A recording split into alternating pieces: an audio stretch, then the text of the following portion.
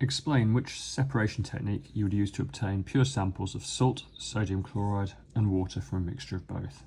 So the first question is the sodium chloride soluble in water? And the answer is yes, because all chlorides are soluble except lead and silver. So if we want to get the salt and the water back, we're going to need distillation.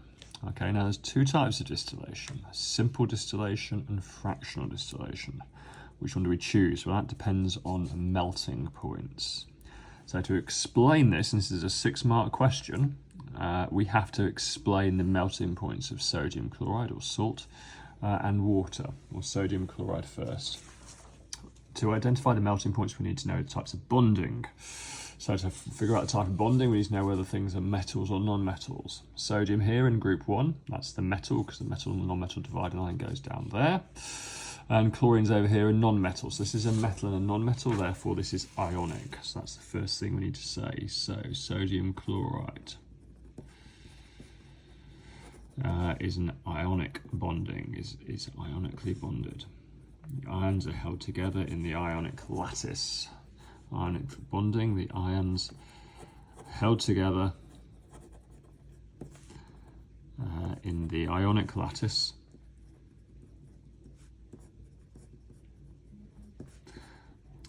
by strong electrostatic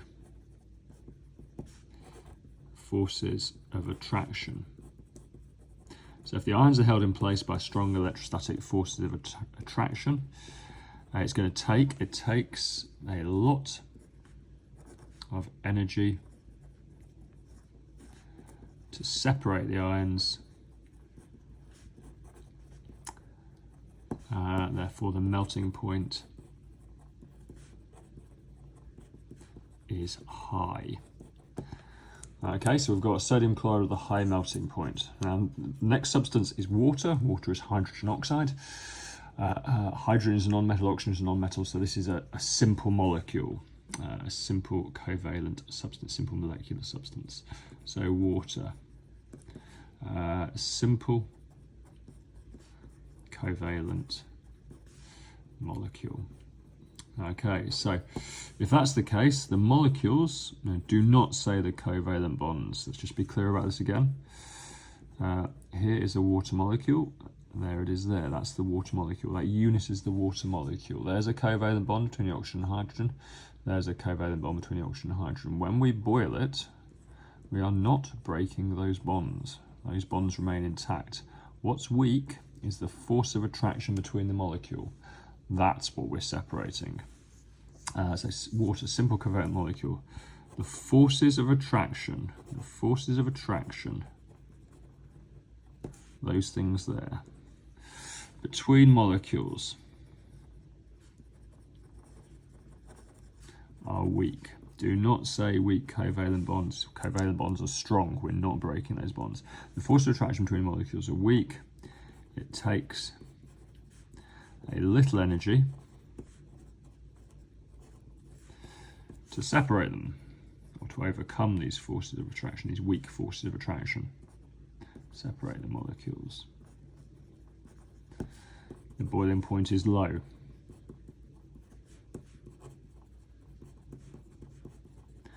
Okay, so we've got two substances with very different melting points and boiling points. So sodium chloride, high melting point and boiling point.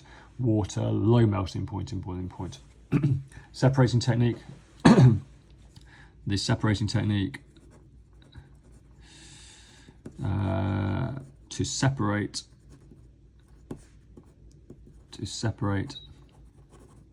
a mixture with different boiling points,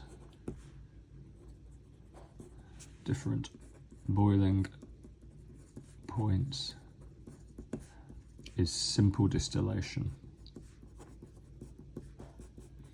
Now, remember in the exam, you'd always get loads and loads of space. To answer these questions, I've only given you a bit of space here because I want to keep the book quite small. But you know, if I were doing an exam now, what I'd be doing is drawing the apparatus. Okay, and so over here we're going to have the condenser. Oops. There we go.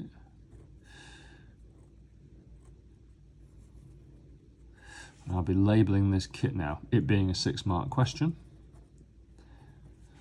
Okay, because there's lots of content that's markable in a 6-mark question. And up here, we're going to have a thermometer, which isn't a great thermometer. I appreciate my diagram isn't great, but you get the idea, hopefully. And over here we have a beaker. So here is going to be my salt solution, and we're going to heat it up from the bottom there. So that's what we're going to say here now. This is what we're going to say.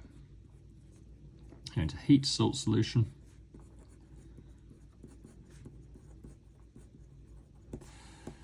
The water boils. The thermometer will tell us the temperature of the water, so we can identify it as pure water. And the vapours pass into the condenser, where the water